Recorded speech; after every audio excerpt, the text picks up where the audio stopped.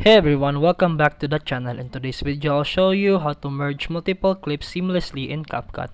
Let's get started. First, launch the CapCut app. Tap on New Project, then select the videos or photos you want to combine from your gallery. After importing, you'll see your selected clips in the timeline. Rearrange them if needed by dragging the clip into your preferred order. Trim or split each clip to remove unnecessary parts.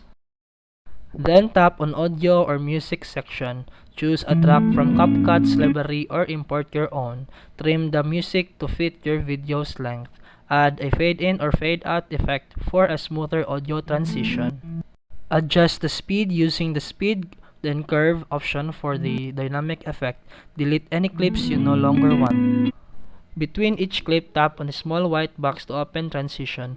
Choose a transition animation to make clips flow smoothly. And you can add animations or effects for more style. And that's it for today's video. If you found this helpful, please like and subscribe for more videos. See you in the next one.